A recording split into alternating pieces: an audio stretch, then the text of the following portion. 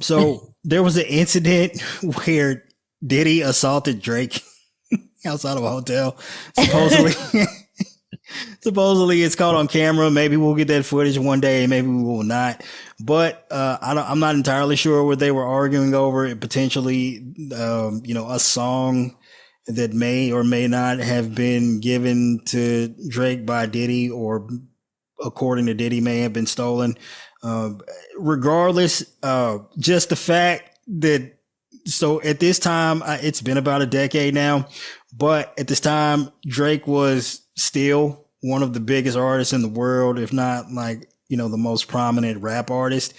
And for Diddy to be out here whooping Drake's ass is bonkers, dog. Like, it's crazy.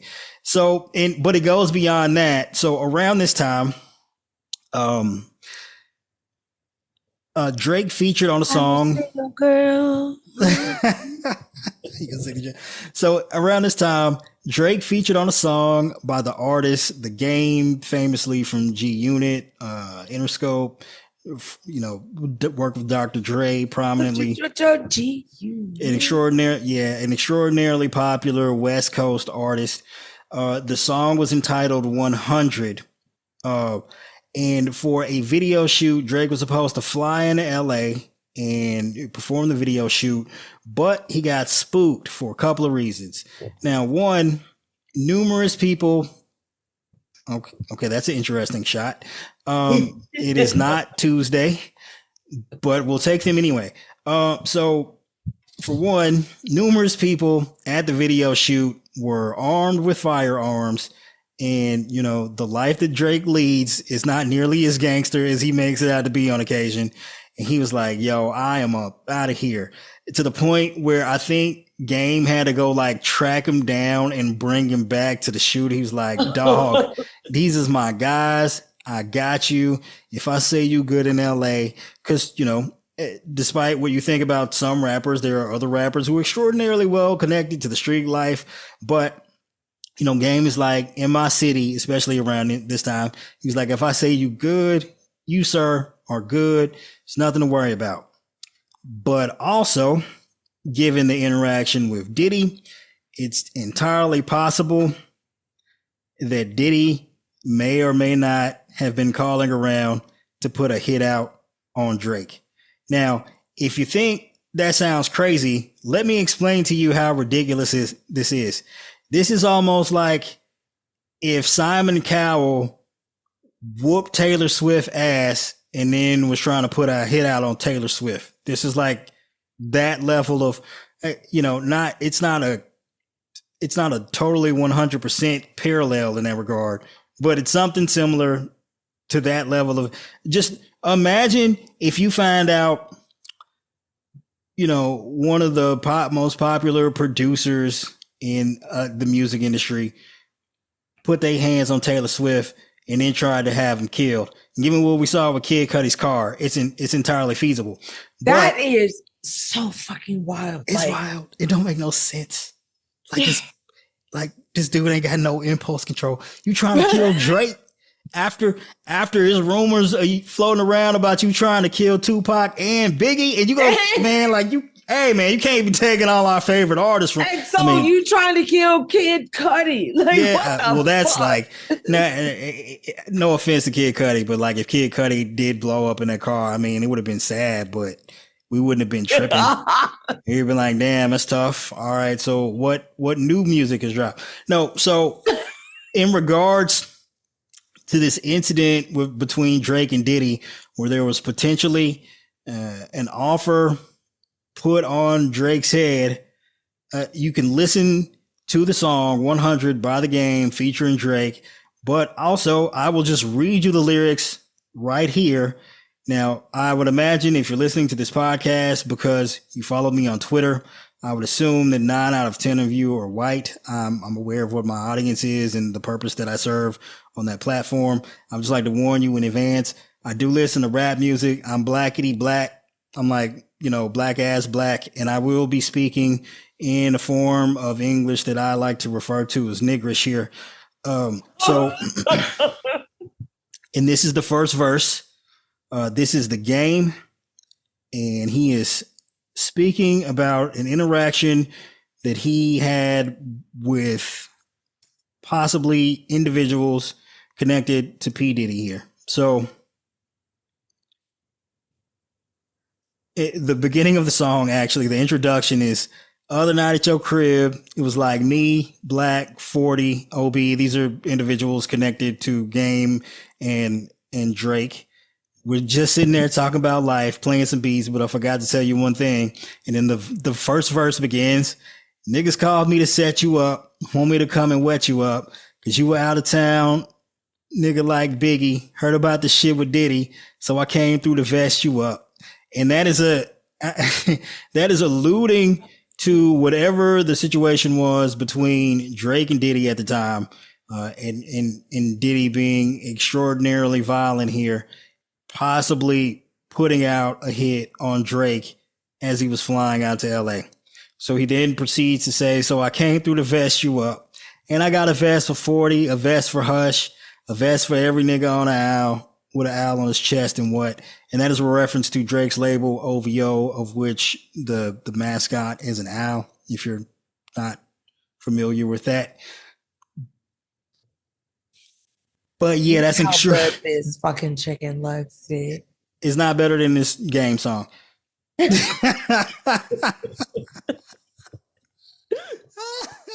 But no, that's how crazy Diddy is, that Game is rapping about Diddy trying to kill Drake. That's how crazy it is. That's wild. And I know if you like, normally if you're listening to this podcast, you're like, I wonder what this has to do with politics. It's extraordinarily tangentially related, huh? You know, I don't know what the connection is. I would assume that outside of sports, the only two areas of life in which it is possibly, in front of a national audience on the national stage, a part of your doing your job involves you being in a verbal altercation with your opponent. Outside of possibly sports, I think the only areas in which that exists are specifically rap music and politics, as we just saw on the debate stage just a week ago. Yet another instance of Diddy's insanity. It's been alluded to that at a club, some kind of party where Drake was performing, and there were a number of prominent individuals at the event, specifically Jay-Z and Beyonce at one table. There's another table where Diddy was sitting, and a number of other individuals. And there was this song called Control put out by Kendrick Lamar over a decade ago, where he referenced a number of names in the music industry, specifically, popular rappers and such, including Diddy. And Diddy was not pleased by this. And at this particular outing, he proceeded to pour a drink on Kendrick Lamar, which is just fucking crazy. Yeah, I don't know what he was thinking there. But also present, ironically enough, given, if you're familiar with the recent beef between the three artists, Drake, Kendrick Lamar, and J. Cole, of which J. Cole bowed out at the time. They were seemingly friends. J. Cole stepped in, and it apparently escalated into some kind of physical altercation between J. Cole and Diddy over this pouring of a drink on Kendrick Lamar, which is also fucking crazy. Like, why are you out here pouring? Like, Kendrick, despite murdering Drake, at least musically, Kendrick Lamar is like one of the nicest possible dudes. And that you out here pouring on a drink on this dude is bonkers. But also that you getting in a fight with J. Cole is crazy, dog. And J. Cole, he is a lyricist. Like, I can, I fucking cut for his ass. Like, yeah. Again, so if you like rap music, you might have commonly heard J. Cole, and Drake, and Kendrick. Collab with Dreamville. Yeah, Dreamville is his record label. So if you're familiar with rap music, you might have commonly heard of Drake, Kendrick, and Cole being referred to as the Big Three. It wasn't necessarily this way at the time, but with their continued level of musical excellence and dominance, Although I guess fans of each of those might not necessarily feel that way about the other artists. But that aside, that Diddy is out here whooping J. Cole's ass in the club. It's like, whoa, it's totally. And you try to kill Drake, like what is like this dude is out of control. But keeping it in the music lane. So the other day, Sunday, I was made aware on the social media platforms that Trump had possibly engaged in some political suicide on his platform Truth Social, which by the way I think is now trading at $15 a share. So if you do happen to own some Truth Social stock, I would suggest you go ahead and sell it now, because as of Friday, Trump will be eligible to sell his shares, which will completely tank the value of the rest of the stock price. So you might as well get out now while the getting's good before it's not worth anything. I mean, I think at this point, if he does even try and sell a massive amount of his shares, if there's any buyers available, it will likely tank the stock price before he can get a significant amount of money out of the stock. I think at this point, he's got like close to $2 billion worth of shares at their current value, maybe less. I do believe that if he attempts to even sell just a couple $100 million worth of shares, that will completely plummet the stock price. But I mean, considering he's put literally no money in it, and it's all profit. And yeah, it's all profit. Even though upon going public, he had close to $6 billion or so worth of shares when it was trading at $70, $80. Anyway, so Sunday on Truth Social, Trump decided to make the brilliant decision of pissing off nearly half the women on planet Earth by announcing on his platform that he hates Taylor Swift. What the fuck? What the like? You wake up and you're running for president, and of all the things that you could say, I hate Taylor Swift. Okay. I actually don't know if there's anything dumber that one person can. I mean, obviously, apart from confessing to crimes, I'd really like, just in terms of, politics, generally speaking, you just don't hear candidates say they hate another person, let alone the most popular woman on the planet. It makes no sense to me. So I guess Trump is still reeling from the debate last week where he got his ass handed to him by Kamala Harris, and he lost so bad that in order to direct other people's attention away from just how devastating that defeat was, he's been trying to stir up controversy, and so the media will focus on that. And like the dangerous game you always play there is you could always go too far.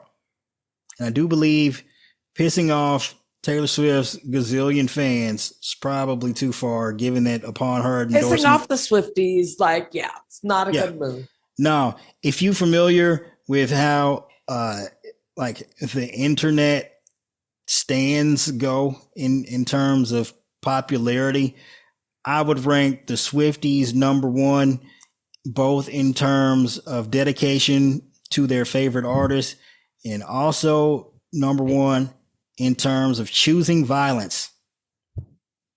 I choose violence. Yeah, maybe not literal violence. Like they're not going Diddy. Like they're probably not going to try and plan. Literal violence. Okay, well they're not going to plan a car bomb on Trump's car like Diddy did with Kid Cudi.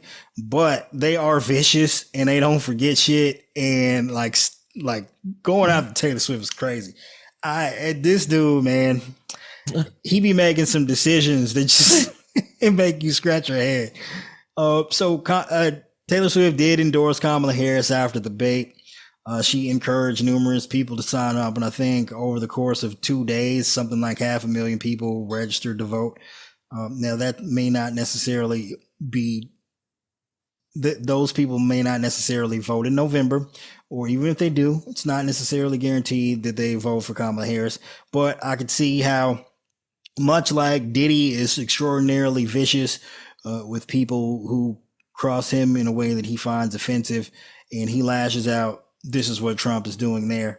Trump and Diddy do have a lot in common. Extraordinarily, well, one of them is extraordinarily wealthy. The other pretends to be extraordinarily wealthy. They like to party. They have hung out numerous times. They are seen in numerous photos together, many of which have gone viral over the course of the past couple of days. Also, this fascination with sex parties, of which allegedly Trump is known to have attended or at least been in the vicinity of, especially in terms of his other good buddy and known pedophile, Jeffrey Epstein. So, yeah.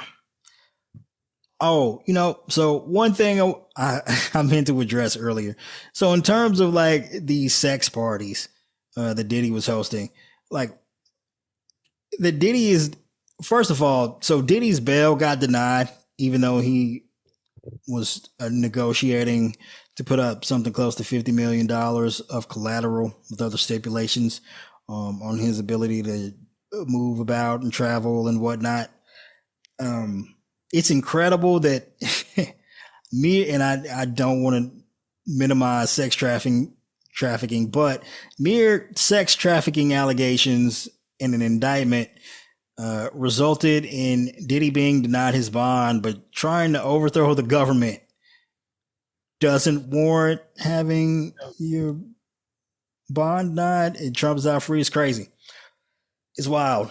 But, that's the thing. When you're a former Republican president of the United States and you're running for office, you just typically have a lot more people invested in protecting you and the legal system and the courts, especially the Supreme Court, which I guess we'll talk about next week.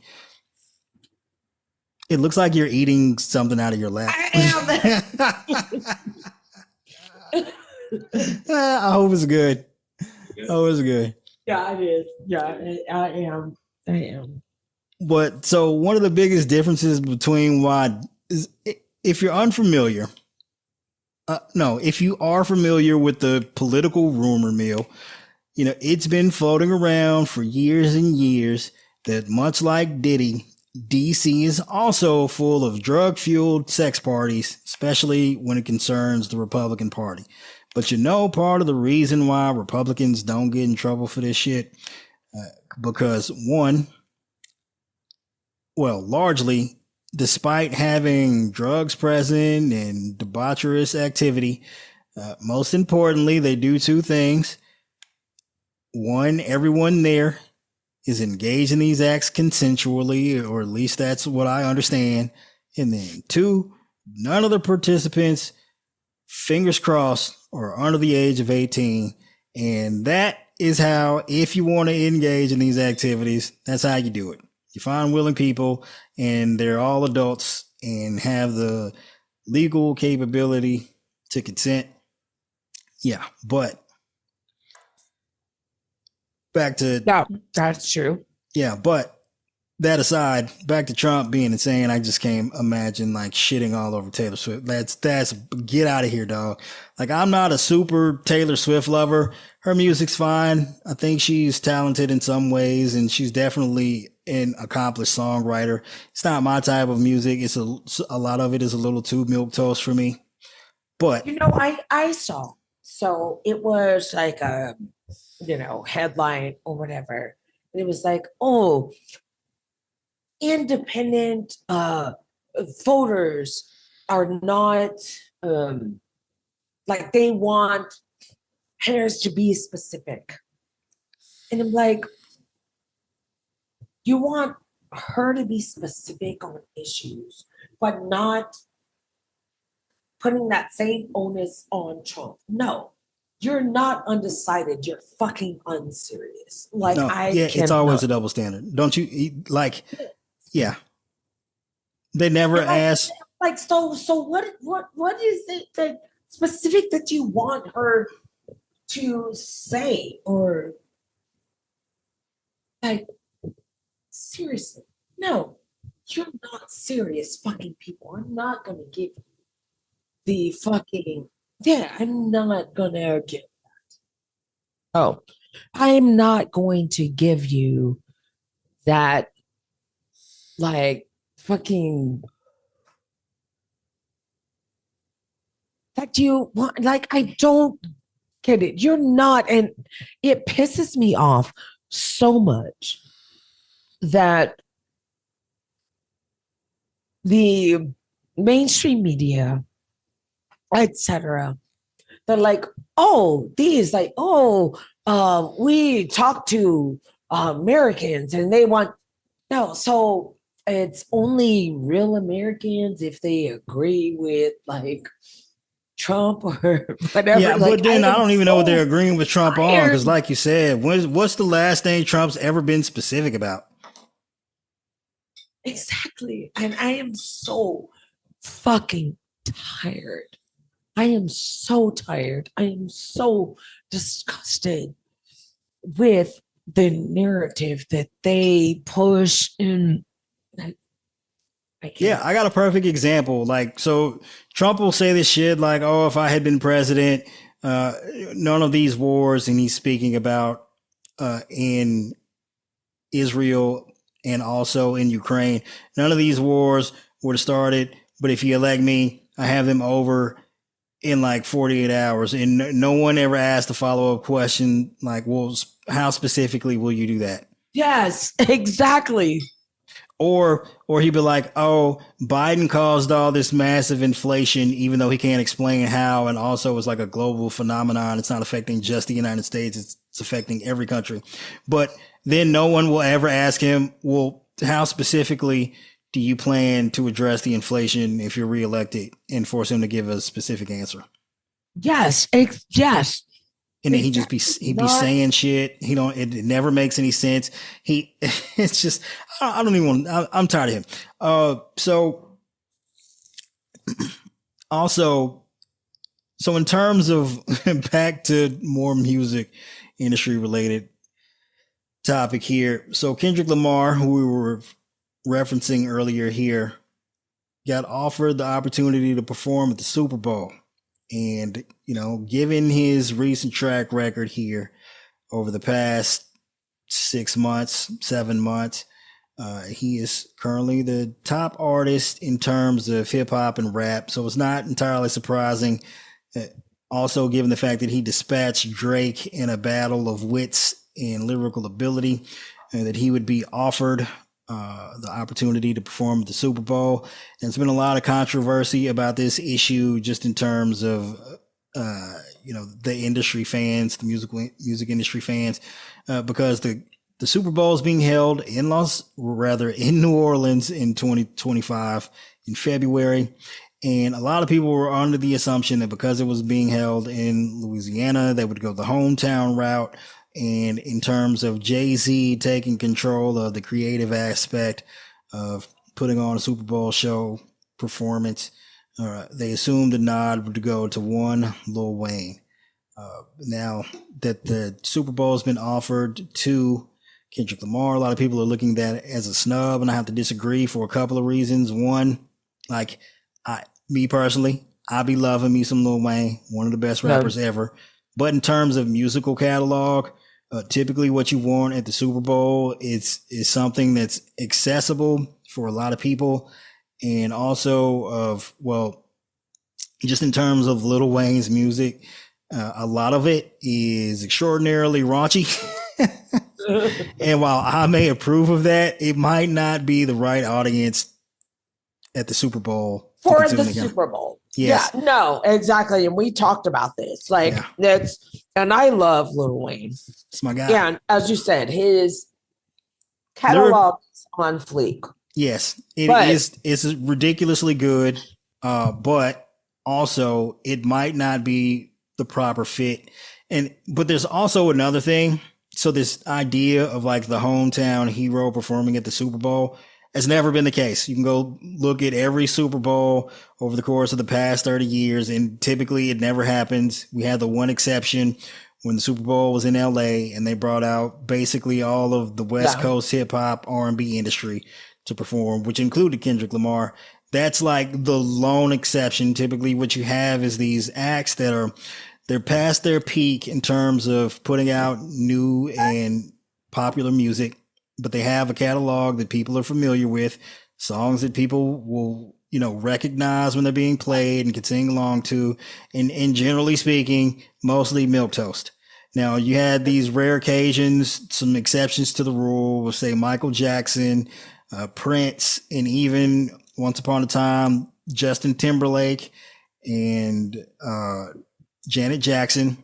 But of course, we all saw what happened there, and it ended Janet Jackson's. I mean, in terms of like being at the top of the charts. I don't even want to go. We don't need to get into that. But I'm just saying that was the one instance over the course of like 20-year stretch from the 90s to the early 2000s where they took a gamble on the hottest artists, and they were like, we ain't touching that stove. Yeah. Yeah. So this is new, especially over the course of the past 4 years, where the artists have gotten a little bit more modern in terms of where they are in popularity. But it's also been reported, so not necessarily reported. There have been instances of people familiar with Drake's camp and Jay-Z's camp, and some are suggesting that Drake's been offered the Super Bowl multiple times over the course of the past few years, but declined. And they're saying that this snub of Lil Wayne is also related to some possible, just the fact that there has been reported to be some issues between not only Lil Wayne and Jay-Z over the years, but also Drake and Jay-Z. And I have to shoot that down in terms of, well, so first of all, Jay-Z provides numerous features for Drake even to this day. That's true. So I would assume, at least in terms of their business relationship, they are on good terms, despite whatever they might have going personally. We might can talk about this on another episode, but there's also the entire possibility that their relationship is much like Drake and Kanye's, where they hate each other, but they still work together on occasion. Yeah. But I would say in terms of, so you have some people suggesting Drake's been offered the Super Bowl and declined it, and other people suggesting he's never been offered. And I would say in all likelihood, it's possible that he's been offered or been in talks to possibly appear at the Super Bowl, but for various reasons, timing issues, maybe it just didn't work out. So they moved on to other potential artists. And it sounds crazy, but you have to understand, a Super Bowl halftime performance, it is a commitment. That shit is like marriage. That is true. I mean, like, at least for like a few months, like you can't get that annulled. You're gonna have to get a divorce. So, like in terms of preparing that kind of show, for that level of show, for that kind of platform, it's at minimum 4 to 5 months of commitment and preparation and planning and rehearsals and scheduling and booking other acts and bands and dancers and choreography. And it is an extraordinarily thorough commitment. yes. And like, if you're if you're an extraordinarily popular artist, like what the Super Bowl provides you as an artist, if you're active, may not necessarily be worth it to you at that point in time when you're out touring or you have other business interests or conflicts, because you really got to mark off the calendar for this.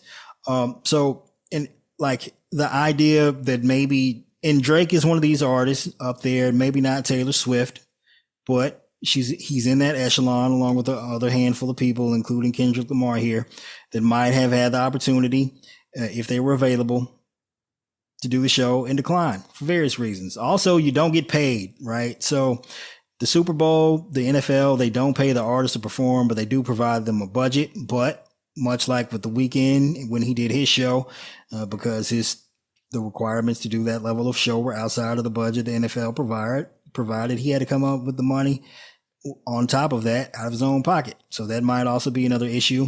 But I would also say we don't have any record of Taylor Swift being offered a Super Bowl and declining. But I absolutely get, like, what world do you think we're living in where Taylor Swift ain't been offered a Super Bowl? That is true. Yeah. So it's entirely possible that, like, despite what's been reported, that maybe he's been offered, maybe he declined, maybe he hasn't been offered. I don't know. You can believe whatever you want to for yourself, but it is what it is. But where this comes in with Kendrick Lamar, so maybe you missed it, but given that Drake is one of the biggest artists of the world right now, he entered a rap beef was lured into a rap beef with Kendrick Lamar, famously from the West Coast, and he thoroughly lost and was dispatched and defeated. And despite your fandom of one artist or the other, or both, or none, it was extraordinarily entertaining. I found it fascinating. I've actually I haven't listened to more rap music than I have in a decade in this last 6 month span. Because of it, it's extraordinarily rewarding for me. But I do find it funny that, and how this relates to politics, is that, in terms of outwitting and outdueling your opponent, to the victor go the spoils, right? If you're a Drake fan, you're like, oh man, why ain't Drake get the offer to the Super Bowl? Well, he should have won the beef, right? And how this relates to politics is in terms of what we just saw the debate here last week. If you take your opponent seriously and you show up and do the work and prepare and you dispatch your opponent, you are rewarded by the public in politics, polling, support, money, endorsements, and it's been working out extraordinarily well for Kamala Harris. And if you think about it, the strategy that Kendrick Lamar used to dispatch Drake in the first place, by understanding, one, his psychology, two, his habits and tendencies, and three, understanding his thought processes, the strategy that he used was basically to take away his superpowers, the things that he relied on the most, turn them against him, and then have millions of people think of him as the other. Right. So with Not Like Us, the whole idea, it's in the title of the song. It's in the lyrics. That guy, he ain't like you and me. Now, what's extraordinarily amazing about how that applies to the Kamala Harris campaign is their entire strategy from the rollout is to get the entire world looking at Trump and be like, that dude right there ain't like you and me. And if you think about it, that's super incredible, because Kamala Harris is a half black, half Indian woman who's the son of immigrants, and Trump is an old white dude. And for most of America to look at the black brown lady and be like, you right, that dude ain't like us, that's fucking incredible. And that concludes this episode of Pardon the Insurrection.